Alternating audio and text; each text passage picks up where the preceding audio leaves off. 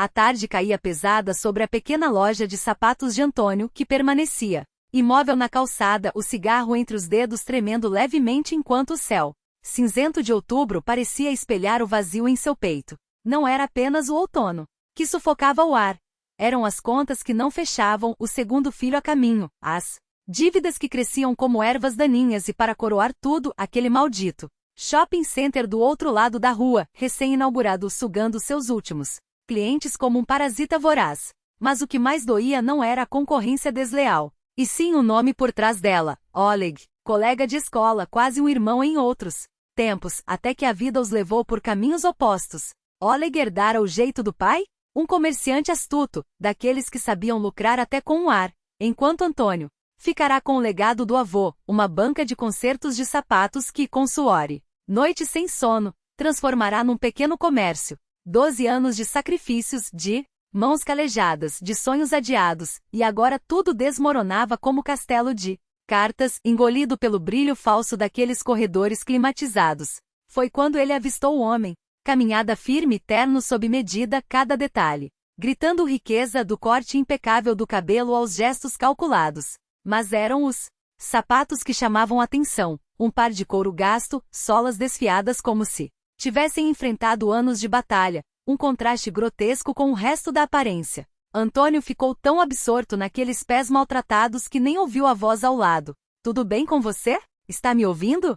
Ah, sim. Desculpe. O que deseja? Primeiro, bom dia, respondeu o estranho, com um sorriso que não chegava aos olhos. Segundo, seu estabelecimento está aberto? Claro, entre. Antônio abriu a porta com um gesto mecânico, enquanto o homem adentrava com a confiança de quem já conhecia o lugar. Os olhos do visitante percorreram as prateleiras até pararem na vitrine dos sapatos masculinos. Ali, entre pares empoeirados, estava ela, a joia da coleção, o modelo Ringer, tão caro que nem mesmo os clientes mais abastados ousavam perguntar pelo preço. 2 anos esperando um comprador, e agora aquele sujeito o segurava como se fosse um troco qualquer, virando-o com ar de connoisseur. Poderia me dizer o número? 43, se não me engano. Exato, confirmou Antônio, surpreso. Perfeito. Destino, não acha? O homem sorriu, mas seus olhos permaneceram frios como vidro polido. Traga o outro, por favor.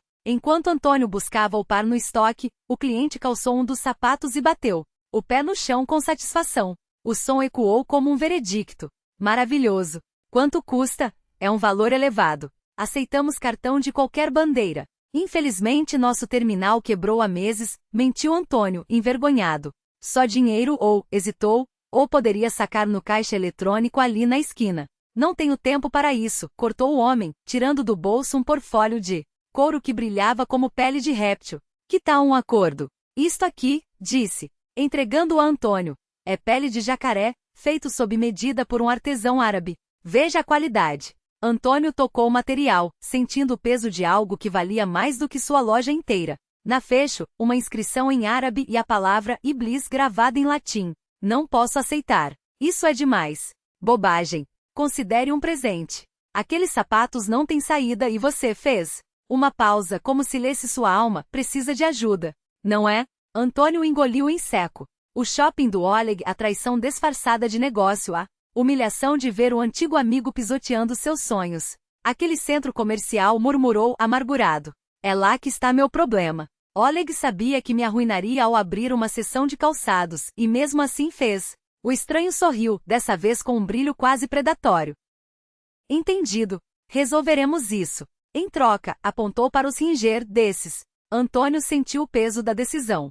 Uma mão fria, anelada com um desenho estranho. Uma figura canina, quase grotesca, estendeu-se em sua direção. Ele a apertou. Sem pensar. Fechado? Fechado. O homem virou-se para sair, mas Antônio o deteve. E seus sapatos velhos? Não vai levar? O visitante olhou para trás, e pela primeira vez sua máscara de cortesia rachou. Não preciso mais deles. O prazo expirou, fez uma pausa carregada, mas talvez você ainda os use.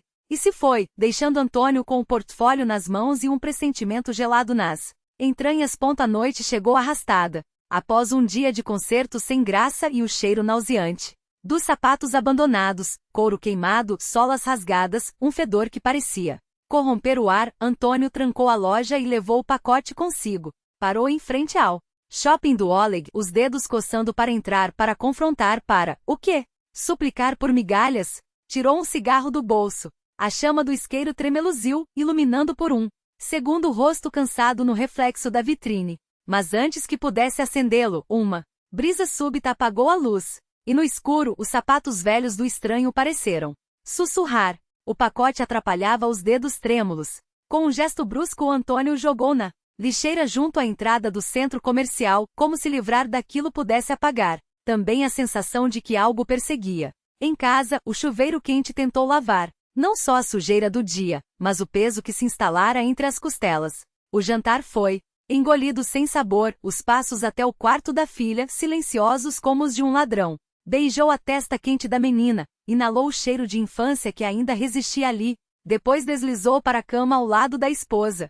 Ela se aninhou contra ele no escuro, sem acordar, como se pressentisse que aquele abraço era tudo que o impedia de desabar. Foi quando as solas queimaram. A dor veio em ondas, não como um alfinete, mas como brasas espalhadas sob cada passo. Antônio olhou para baixo e viu a pele dos pés carbonizada, rachando em fendas úmidas que expunham músculos cruentos. Os dedos, alguns sem unhas, outros sem falanges, pareciam derretidos. O cheiro de carne queimada subiu até suas narinas e o estômago revirou. Levou a mão à boca para conter o grito, mas foi então que ele apareceu. O estranho da manhã. Mesmo lugar da loja, mesma postura desengonçada, mesmo sorriso que não chegava aos olhos. Segurava os sapatos, aqueles sapatos, e os oferecia com um gesto teatral, como se fossem a solução para todo o horror. Antônio recuou, mas as botinas já estavam em seus pés.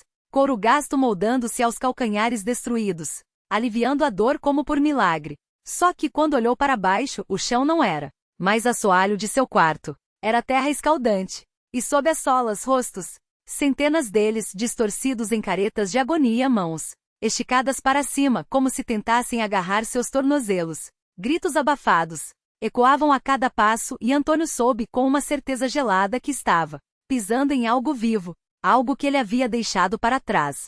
Acordou com o lençol colado ao suor, o coração batendo como se quisesse romper as costelas. A noite virou um pesadelo sem fim. Cada vez que fechava os olhos via os sapatos, as solas, os rostos. Às 5 da manhã, desistiu. O café queimou a garganta, mas pelo menos queimou também a memória daqueles olhos vidrados no escuro. Precisava de ar. Precisava de um cigarro. Precisava sair. A rua o recebeu com uma chuva fina e traidora, agulhas geladas cravando-se na pele. O capuz não adiantava, a água escorria pelo pescoço como dedos molhados, deslizando pela nuca. Caminhou alguns quarteirões, os pensamentos turvos como o vapor que saía de sua boca. Quando dobrou a esquina do último prédio antes do shopping, parou. Onde antes havia vidros e luzes, agora só restava um esqueleto negro, torcido como um punho fechado sobre si mesmo. O cheiro de queimado ainda pairava no ar, misturado à umidade da madrugada. Não havia mais chamas, apenas vigas retorcidas e paredes reduzidas a cinzas.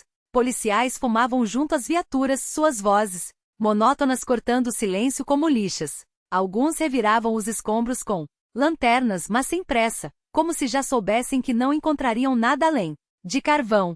Antônio avançou, os pés pesados como chumbo. Um jovem na farda da patrulha interceptou seu caminho antes que chegasse aos grupos. Ei, você aí! A voz era áspera, desconfiada. O que cê tá fazendo aqui, cara? Não. Tá vendo que é área isolada? Antônio engoliu em seco. Alguém estava no prédio quando pegou fogo? O dono, ele costuma dormir no escritório. O policial cruzou os braços, estudando-o com olhares de quem já vira demais para se impressionar. E daí? Isso é problema seu por quê? Vaza, irmão. Não é a hora pra curiosidade. Porra, escuta. Antônio avançou um passo, a voz rouca. Eu conhecia o cara. Oleg, ele era meu. Não terminou. Alguém o chamou de dentro de um carro civil, uma Corolla surrada, estacionada à parte. Um homem de rosto cansado, caneta na mão, espiava por cima de um bloco de notas. Vovlin, traz esse aí pra cá. O jovem policial resmungou, mas obedeceu. Quando Antônio se aproximou, o homem no carro abaixou o vidro apenas o suficiente para esticar a mão. Documentos. Ele entregou o passaporte, os dedos trêmulos. O homem folheou as páginas, depois Fixou nele um olhar que parecia perfurar ossos. Entra. Não era um convite. O carro arrancou antes que Antônio pudesse protestar. As ruas passavam borradas. Pela janela, os faróis dos postes riscando a escuridão como garras. O silêncio dentro do veículo era tão denso que doía. O motorista Andrei, como outro policial havia chamado, não disse uma palavra.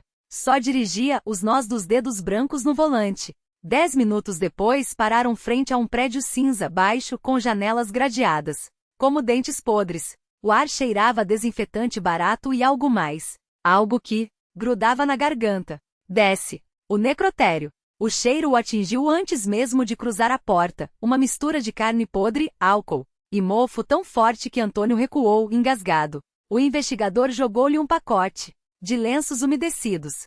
Segura isso no nariz. E não vomita nos meus sapatos. Um homem de jaleco branco surgiu de trás de uma porta, os cabelos grisalhos, desgrenhados, os olhos inchados de sono. Que porra é essa, Andrei? Não pode ser às 7 da manhã, não? Petrovich, abre a porta. Temos um corpo para identificar. Menos trabalho para você. Depois, o legista resmungou, mas acendeu as luzes de um corredor que parecia levar ao inferno. As paredes eram pintadas de um verde institucional, manchado aqui e ali por algo que Antônio preferiu não examinar. Pararam em uma sala ampla com mesas de metal alinhadas como prateleiras macabras. Corpos cobertos por lençóis grossos. Curvas que delatavam a ausência de vida. Petrovich aproximou-se da primeira mesa e puxou o tecido com um gesto brusco. Aí está seu amigo. Reconhece? O cheiro de carne queimada explodiu no ar. Antônio viu os restos primeiro. Roupa enegrecida colada à pele em camadas grotescas.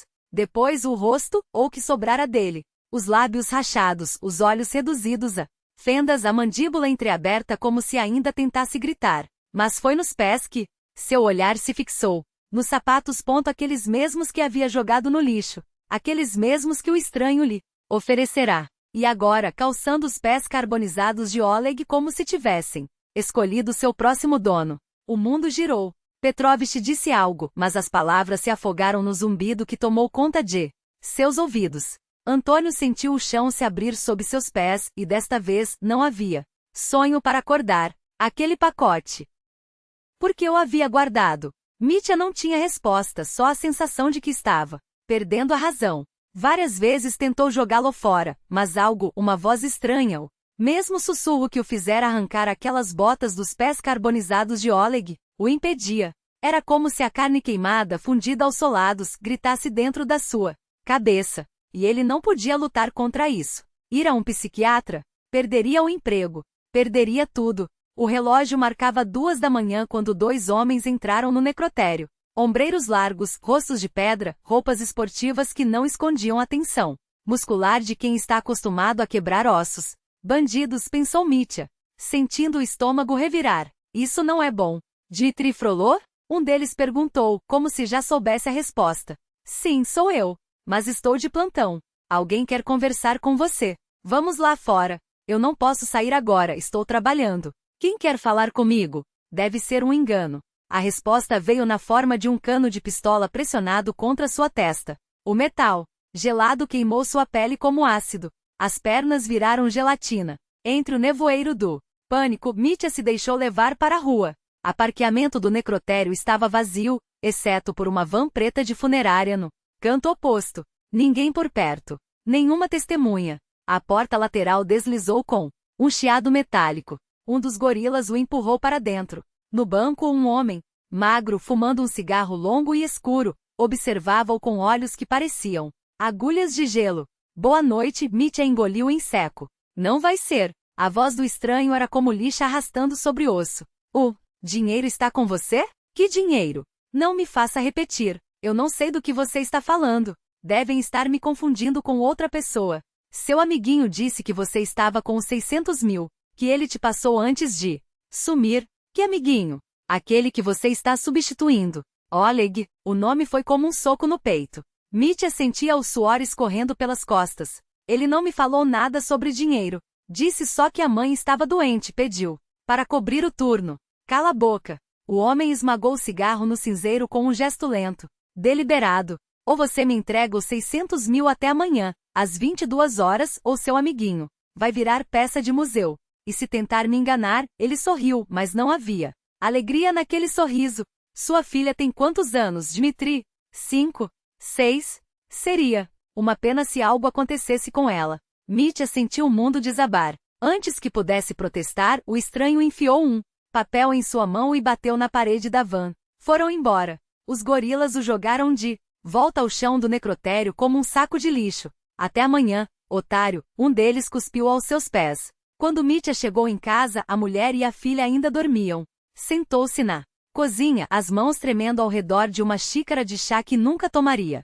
Era um pesadelo. Tinha que ser. Ligou para Oleg. Sem resposta. Como alguém faz uma coisa dessas? A voz sibilou em seu ouvido. Chega de choramingar, gorducho. Mitya se levantou de um pulo, derrubando a cadeira. Quem está aqui? Ninguém. Só você, perdendo a cabeça. Uma risada seca. Brincadeira. Vamos jogar um jogo. Quente ou frio? Se ganhar, eu te ajudo. Antes que pudesse responder, a cadeira foi arrancada debaixo dele. Mitya caiu de costas, o ar saindo dos pulmões em um gemido. Não seja idiota. Não tem escolha. A voz agora era um rosnado. Sabe o que aqueles animais vão fazer com sua mulher? Com sua filha? Posso mostrar se quiser. Imagens explodiram em sua mente. Sangue, gritos, corpos retorcidos em posições impossíveis. Sua filha, pequenina, com os olhos arregalados de terror. Mitya vomitou. No chão, as mãos pressionando as têmporas como se pudesse arrancar os pensamentos de dentro do crânio. Basta. Por favor. Ótimo. Então jogamos. As regras eram simples. Mitya se arrastou pelo apartamento, seguido pelo eco daqueles sussurros. Frio. Na sala. Frio. No quarto da filha. Quente. Junto ao armário. Muito quente. Quando abriu a porta, o calor era insuportável. Suas mãos encontraram o embrulho, as botas. Aqui está seu prêmio, gênio. E agora? Agora, meu caro, você vai onde eu mandar. O endereço levava a um terreno baldio nos arredores da cidade. Mitya chegou 10 minutos adiantado, apertando contra o peito um pacote preto. O tempo arrastava-se, como melaça, até que a van preta apareceu, faróis apagados, engolindo a distância. Entre eles, a porta deslizou. Os mesmos 3 homens saíram devagar, como predadores, saboreando a caçada. Trouxe? O chefe sorriu, os olhos brilhando com uma expectativa doentia. Claro que trouxe. Mitya estendeu o pacote, as mãos suadas deixando marcas na plástico preto. Deus, no que eu estava pensando? Eles vão me matar. O homem abriu o embrulho. O sorriso congelou. Depois, desabou em uma careta de nojo. O que é essa merda? Com um movimento brusco, ele virou o pacote de cabeça para baixo. 2 botas caíram no chão, soladas enegrecidas, ainda com restos de algo que já fora pele. Os gorilas riram, um deles já puxando a arma. Andrei Viktorovich, esse cara é mesmo um debilóide? O cano da pistola brilhou, sob a luz fraca do poste. Espere, Seriusa. O chefe se aproximou, o hálito fedendo a vodka e cinzas. Você acha que isso é engraçado, seu filho da puta? Errou o endereço? Por isso, vamos te enterrar com essas porcarias nos pés. Mitya obedeceu. Sentou-se no chão úmido, os dedos tremendo ao desamarrar os cadarços dos próprios sapatos. Isso é real. Isso está acontecendo. As lágrimas embaçavam sua visão, mas ele conseguiu calçar as botas de Oleg. O couro queimado grudava em sua pele como uma segunda camada de epidemia. De joelhos, seu lixo, ordenou o chefe. Mitya obedeceu. Como cheguei aqui? Saudades, hein? A voz na sua cabeça agora era um coro de risadas. Eu só queria dar um toque dramático. Afinal, nada como um pouco de suspense. O mundo ao redor desbotou.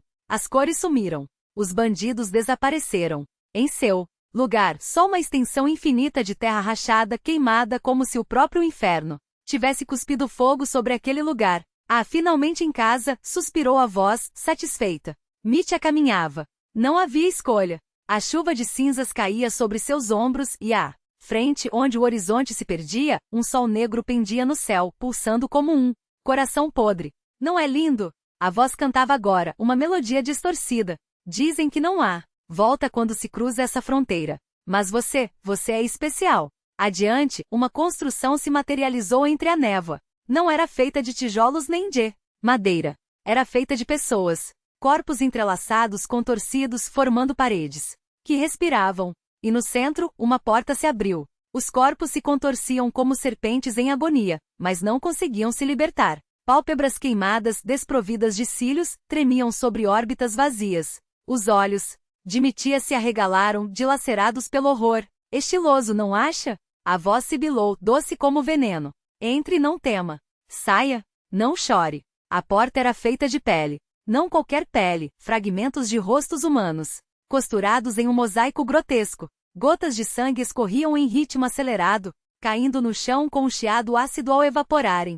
Os dedos de Mitia tremeram ao tocar a superfície úmida. Ela se abriu. Diante dele, o vazio. Não, não era o vazio. Era algo pior. O ar dentro da sala era espesso, carregado do cheiro de suor e algo podre. O chão se movia. Não era ilusão. Era carne. Corpos entrelaçados, uma massa pulsante de membros e costelas, se retorcendo em êxtase grotesco. Homens e mulheres fundidos em um único organismo de desejo doentio, suas peles brilhantes de umidade, os rostos não existiam, como se alguém os tivesse apagado. Com uma lixa. A Amita, a voz riu, gorgolejante. Sua mãe não te ensinou que espiar é feio? Os pés de Mitia afundavam em carne viva a cada passo. Os corpos abaixo dele não reagiam, nem quando as solas de seus sapatos deixavam marcas queimadas em suas costas como feridas a ferro. Ele avançou, engolindo o vômito que subia pela garganta. A próxima sala era um salão longo e deserto. No centro, uma mesa comprida como um ataúde esticado. E no extremo mais distante, uma figura encurvada sobre um prato fumegante. O cheiro atingiu Mitia primeiro, algo entre alcatrão queimando e carne podre. A criatura ergueu a cabeça de repente e o mundo estremeceu. Não havia olhos. Não havia nariz. Apenas uma boca, um abismo negro coberto por uma crosta de substância escura, que se abria como a entrada de um túnel.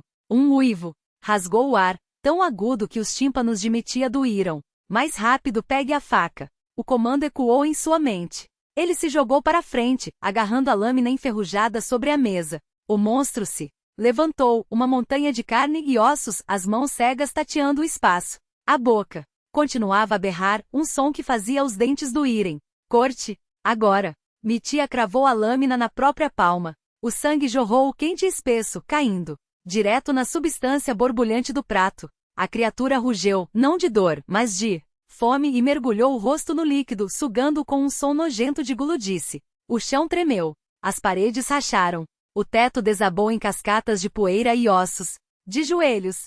A voz ordenou. Mitia obedeceu, cobrindo a cabeça com as mãos ensanguentadas. Quando abriu os olhos novamente, estava de volta ao terreno baldio. E a arma apontada para sua testa. O que foi, Serioja? Um dos bandidos franziu a testa, confuso. Tá doido, irmão? O dedo no gatilho tremia. Mas não era o medo de Mitia que o fazia tremer. Atrás dos homens, uma sombra se erguia. Uma silhueta impossível, distorcida como um reflexo em água suja. Algo que havia cruzado usando o sangue de Mitia como passagem. E agora estava com fome de novo. O tiro ecoou. O primeiro bandido caiu engasgado, os pulmões perfurados. O segundo ainda teve tempo de olhá-lo com incredulidade antes que mais 2 disparos o derrubassem.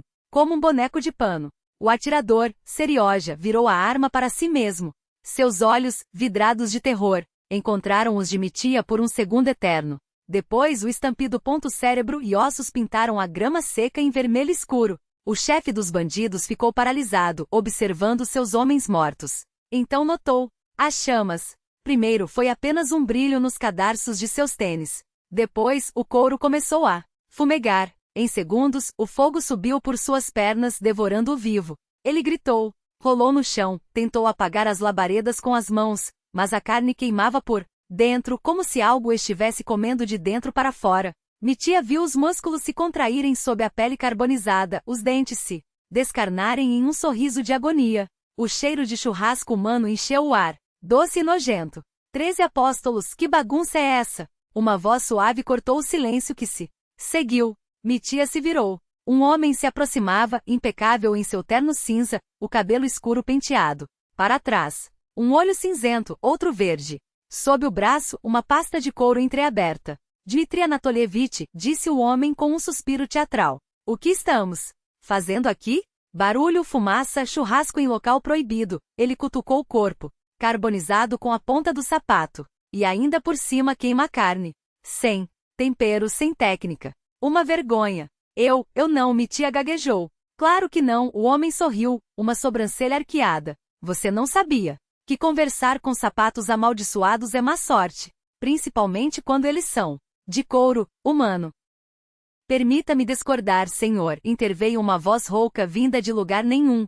Eu, pessoalmente, sou feito da mais fina pele italiana, 100% autêntica. E servi a este ingrato por anos, até ele me trocar por imitações de plástico. Chega de drama, o homem acenou com a mão. Você fez sua parte. Agora, meu caro, precisamos de um ajuste. Ele se virou para Mitia, oferecendo a pasta. Um pequeno acordo. O que acha? Mitia pegou, apertando-a contra o peito como se fosse um talismã. O homem pousou a mão em seu ombro, os olhos verdes e cinzentos brilhando com algo que não era exatamente luz. Cuide bem da sua filha, murmurou. Ela vai crescer interessante. Você vai se orgulhar, ou talvez se arrepender. Depois virou-se e se afastou, dissolvendo-se na escuridão do terreno como se nunca tivesse estado ali. E compre uns sapatos decentes para Xiuxa, seu miserável, rosnou a voz dos sapatos. Ou eu mesmo arranco os pés dessa menina e a calço direito. E uma bolsa. Combinem com os sapatos.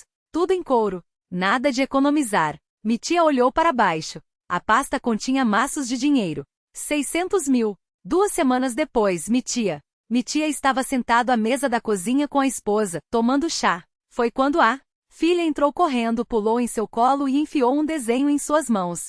Papai, olha, desenhei o tio Liocha do seu trabalho, anunciou a menina com um sorriso de dentes de leite. Mitia não teve tempo de examinar o papel. O celular vibrou no corredor, cortando o momento. Sem soltar o desenho, ele se levantou para atender. Era Petrovic, o mais velho dos auxiliares do necrotério. A voz rouca como sempre. Veio carregada de notícias que não esperavam pela hora certa. Medoc, você não vai acreditar. O Liocha. Não sei o que aconteceu com o pobre. Coitado. Fala logo, Petrovic, que sem rodeios. Mitia apertou o telefone contra a orelha, sentindo o papel amassar entre seus dedos. Enforcou-se. Dizem que pirou de vez. Pegou uma belca, psicose daquelas. Um silêncio pesado caiu na linha. Mitia olhou para o desenho da filha. Em letras tortas. Lá em cima lia-se, tio Liocha. E abaixo, traçado com a inocência de uma criança, um homem com uma linha reta saindo do pescoço, esticada até o teto. Caralho, sussurrou. Tem mais, continuou Petrovic, que como se comentasse o tempo. Hoje à noite, antes das 3, a gente faz uma vaquinha. O rapaz não tem família, coitado. Nem mãe. Mas, e a mãe dele? É Maiti, você tá brincando. Faz uns 10 anos que a velha morreu. Bom, tá combinado. Então, não fique se martirizando. A gente tá todos sob o mesmo céu. O sinal de chamada encheu o ouvido de Mitia. Ele permaneceu parado, olhando para o desenho da filha. A linha do pescoço do tio Liocha parecia vibrar, como se ainda estivesse se esticando. Cuide bem da menina. Ela vai crescer uma bruxa que você não vai aguentar. Vai se orgulhar ou se arrepender. A voz dos sapatos ecoou em sua memória, tão nítida quanto o cheiro de tinta fresca. Naquelas paredes. Terceiro ato. Estudos de tinta e sangue. Gleb arremessou a máscara de tinta contra a tela com um gesto brusco. Recuou, os olhos ardendo de frustração. Na frente dele, uma jovem de cabelos escuros e olhos azuis glaciais olhava de volta indiferente. 3 cruzes se erguiam atrás dela, como sentinelas de um juízo que nunca chegava. Ele deu a última tragada no cigarro e esmagou a ponta acesa direto na paleta. A fumaça subiu, dançando com o cheiro de terebintina. Nada aquilo funcionava. A alma da pintura escapava como vapor entre seus dedos, e a raiva era um animal vivo dentro do peito. Com um rugido, Gleb agarrou uma garrafa vazia de vodka do chão e a atirou contra a parede. Os cacos explodiram em todas as direções. Uma lasca afiada cravou-se em sua palma, e o sangue jorrou quente, escorrendo entre os dedos em gotas grossas, que caíram no chão como batidas de um relógio defeituoso. Ele pressionou a ferida com a outra mão, mas o sangue não parava. Tremia. Fechou os olhos tentando se acalmar, mas a fúria era um tsunami. Quando abriu os olhos, novamente já estava destruindo a tela com as mãos ensanguentadas, esfregando vermelho sobre azul, misturando dor e tinta em um ritual selvagem. Exausto, desabou no chão, costas contra a parede, a cabeça jogada para trás. Silêncio que se seguiu era espesso, como se o mundo tivesse parado de respirar. Minutos depois, moveu-se. O sangue na palma já estava seco, crostoso. Apoiando-se na parede, levantou-se e aproximou-se da tela. E então viu. Algo havia mudado. A menina na pintura não era mais apenas pigmento e óleo, agora. Havia vida naquele olhar, uma intensidade que antes não existia. O sangue seco realçava os olhos azuis, dava profundidade aos cabelos escuros como se a própria dor de Gleb tivesse se transmutado em arte. Com mãos trêmulas, enfaixou a palma com um pano sujo de tinta e pegou um tubo de vermelho. Começou a camuflar as manchas de sangue na tela, transformando feridas em detalhes propositais. Foi quando bateram à porta. Gleb abriu sem pensar. Na entrada, Eduard Alexandrovitch, dono da galeria e seu mecenas, ajustava o cachecol com ares de quem não gostava de esperar. Atrás dele, um homem que Gleb nunca vira. Trajes impecáveis, cabelos escuros penteados para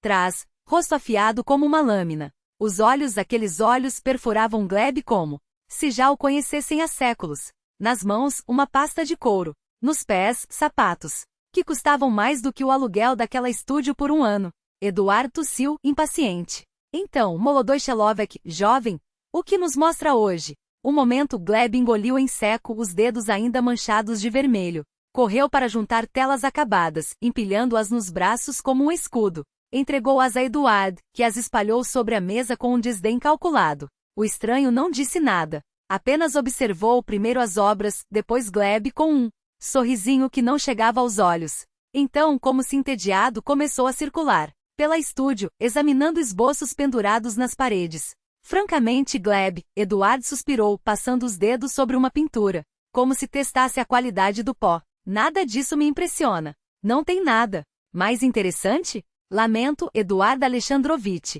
Isto é tudo que tenho pronto no momento. E esta? A voz do estranho cortou o ar. Ele estava parado diante da tela da menina e as cruzes, a mesma que Gleb quase destruíra horas antes. Os dedos enluvados. Quando é que ele havia calçado luvas? Pairaram sobre a pintura, sem tocá-la. Edic, olhe só que obra-prima este rapaz nos escondeu. Não vejo grande coisa, resmungou Eduard. Falta técnica. Os detalhes são grosseiros. Detalhes? O estranho riu baixo e seco. Mas é justamente a falta deles que a torna magnífica. Arte não é perfeição, meu caro. É verdade. E este jovem capturou algo aqui, algo cru. Os olhos glaciais voltaram-se para Gleb. Quanto? Gleb congelou. Nunca havia vendido uma pintura na vida. As palavras emperraram na garganta. Eu não sei. Todo trabalho merece recompensa. O homem sorriu, tirando a luva com um gesto teatral. Que tal? 10.000 dólares, é claro. O ar saiu dos pulmões de Gleb. Eduard arregalou os olhos. 10.000? Por isto? Se não se importa, claro, o estranho já abria a pasta. Ou prefere que eu ofereça 20, leve também sua alma, conduziu o artista? Risadas secas ecoaram, mas Gleb não tinha certeza de quem as emitira. As notas foram contadas sobre a mesa. 5 maços verdes, reais. O estranho enrolou a tela com cuidado, como se embrulhasse um cadáver, e a segurou debaixo do braço. Eduard, acho que já abusamos da hospitalidade do nosso anfitrião. Sim, sim, claro, Eduard acenava, hipnotizado pelo dinheiro. Parabéns, Gleb, você surpreendeu.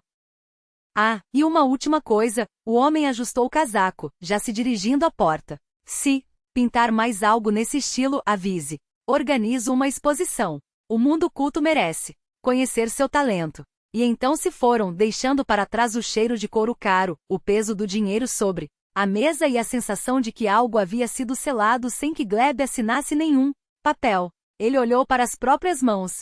Ainda tremiam. No pequeno frigorífico, uma garrafa de vodka gelada o esperava. Gleb a pegou, destampou com os dentes e bebeu direto do gargalo, sentindo o álcool queimar a garganta como um aviso. Lá fora a noite caía sobre a cidade. E algures em algum lugar entre o céu e o inferno. Alguém ria. A garrafa de vodka ainda pingava um fio gelado sobre a mesa de madeira gasto pelo tempo. Gleb pegou um copo sujo, girou entre os dedos como se pesasse o destino em seus 200 gramas de vidro barato, e então o encheu até a borda. Não com o líquido âmbar que escorria da garrafa, mas com a própria noite líquida que parecia vazar de suas veias. O primeiro gole foi um soco no estômago, um frio que subiu pela espinha, como uma lâmina, mas em segundos o calor se espalhou, não aquele calor vulgar do Álcool, mas algo mais antigo, mais verdadeiro, como se suas entranhas acordassem de um sono de séculos. Os pensamentos, antes embaralhados como fios elétricos, cortados, começaram a se reconectar com estalos secos. Ele pegou um maço de dólares entre os dedos, folheou as notas como se fossem páginas de um livro proibido. Real. A palavra ecoou em sua cabeça como um riso sarcástico. O papel moeda tinha textura de pele morta, mas pesava mais do que qualquer tela que já havia esticado em bastidores. Encheu o copo novamente, desta vez até transbordar, e o esvaziou de um só trago, como se fosse o último ato de um homem que já sabe que está condenado. A luz cinzenta do amanhecer filtrou-se pela janela suja, pingando sobre os holofotes empoeirados como se o próprio dia hesitasse em nascer. Gleb não dormira. Não podia dormir. 6 telas jaziam espalhadas pelo ateliê, manchas de tinta seca e raiva solidificada. Nenhuma delas valia o preço da que havia vendido. Nenhuma delas mentia tão bem. O que havia naquela pintura, naquela merda de traços borrados e sangue seco, que fizeram um homem abrir a carteira como se estivesse comprando a própria alma? A resposta escorregava entre seus dedos como areia, e a frustração cortava mais fundo do que qualquer navalha. Ele era um fraude. Um macaco treinado que por acaso havia riscado algo que parecia arte para olhares famintos por mistério. A ideia o corroía por dentro, afiada como vidro moído. Foi então que seus olhos caíram sobre o curativo na mão esquerda. A gaze amarelada, colada à ferida com crostas de sangue. Com movimentos mecânicos começou a desenrolá-la, ajudando-se com os dentes como um animal roendo as próprias amarras. A pele abaixo estava pálida, quase cicatrizada. O corpo traidor já tentava apagar a prova. Gleb pressionou os dedos contra o corte, mas apenas uma gota escura e lenta surgiu, como uma lágrima de tinta. Não era suficiente. Seu olhar varreu o chão até encontrar o que procurava, um estilhaço de garrafa afiado, como um dente de lobo. Pegou-o, sentindo o peso insignificante do vidro entre os dedos. Respirou fundo, seguiu a veia azulada no pulso como um mapa, e então o rasgou. O primeiro jorro foi quente, quase doce. A dor chegou depois, mas era um ruído de fundo e irrelevante. O que importava era o vermelho vivo escorrendo sobre a tela mais próxima, misturando-se ao preto e ao óxido, criando sombras que respiravam. Ele não pensava, não planejava. Apenas cortava e pintava, como se seu corpo fosse apenas um pincel carnal, e a dor, o pigmento mais puro que já encontrara. Os cortes se multiplicavam no antebraço, na palma, no dorso da mão, cada um uma assinatura, cada gota uma palavra em uma língua que só ele entendia. O mundo ao redor desbotou. Os sons se fundiram em um zumbido surdo, como o rumor de um enxame distante. Suas pálpebras pesavam toneladas, mas seus dedos não paravam, guiados por algo que não era mais ele. Pela primeira vez em anos, talvez pela primeira vez na vida, Gleb sentia que estava certo.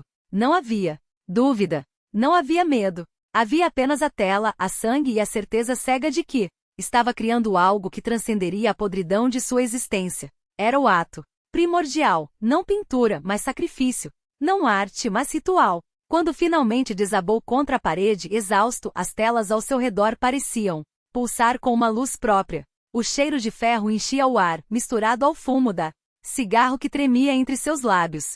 Ele observava suas obras através de uma névoa avermelhada, como se visse através das paredes do tempo. Aqui está, pensou. Aqui está a verdade que eles nunca entenderão. Foi então que a porta se abriu. O homem entrou sem bater, movendo-se em um arco lento, como se o chão fosse lava, e cada passo precisasse ser calculado.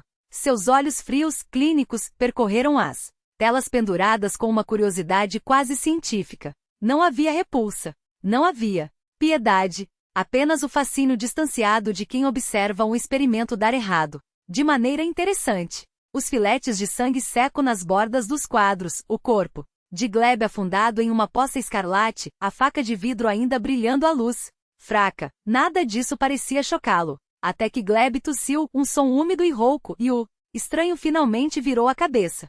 Seus olhos se encontraram. Sabe, rapaz, disse o homem, e sua voz era como seda sobre uma lâmina. Eu não me enganei sobre você. Há algo monumental escondido aí dentro. Um dedo enluvado apontou para as telas. Isto aqui, isto é mais do que arte. É uma revelação. Um dia, o mundo vai se ajoelhar diante dessas obras. Gleb esmagou o cigarro na própria poça de sangue e o barulho foi como um ponto final. Um sorriso torto rasgou seu rosto, metade triunfo, metade desespero, antes que a escuridão o engolisse por completo. Lá embaixo, na escadaria do prédio, um homem de cerca de 30 anos subia os degraus sem pressa. Baixo, magro, vestindo um terno que custará mais do que o aluguel de Gleb por um ano, mas com uma barba por fazer que lhe dava o ar de alguém que acabará de voltar de uma guerra que ninguém mais lembrava. Ao chegar ao patamar seguinte, deparou-se com 2 policiais. Um deles abriu a boca para questioná-lo, mas o outro cutucou com o cotovelo, sussurrando algo que fez os 2 recuarem em silêncio, como se o estranho carregasse consigo o cheiro de enxofre. Ele passou por eles sem uma palavra, os olhos cinza esverdeados perfurando o ar à frente como agulhas. Dentro do ateliê, a cena era um caos controlado. Técnicos da perícia moviam-se como formigas em torno de um cadáver, e um investigador de rosto redondo coçava a cabeça, confuso. Les, exclamou o homem ao vê-lo. Você chegou. Isto aqui é da sua área de especialidade, seu filho da puta. O cara aqui esfaqueou as próprias veias e pintou inferno nas paredes. E olha só o que ele fez: cruzes, caveiras, mulheres nuas com olhos vazios. Você acha que foi loucura? Ou teatro? Alexandre, porque só poderia ser ele, ignorou a pergunta. Seus dedos, enluvados em couro preto, folhearam as telas com uma precisão cirúrgica. Até que parou, bruscamente. Um juramento escapou de seus lábios, baixo e cortante. Embaixo de uma das pinturas, quase escondida entre camadas de tinta e sangue, uma inscrição: Felius Prodigus. E o retrato acima não deixava dúvidas, linhas finas quase imperceptíveis, traçadas com a precisão de quem conhece cada cicatriz do rosto que retrata. Era ele. Não uma semelhança. Não uma coincidência. Ele mesmo, olhando de volta através do tempo com olhos que pareciam saber demais. Alexandre deixou a tela cair. O som foi abafado pelo silêncio que se instalou na sala. Algo havia começado. E não terminaria bem.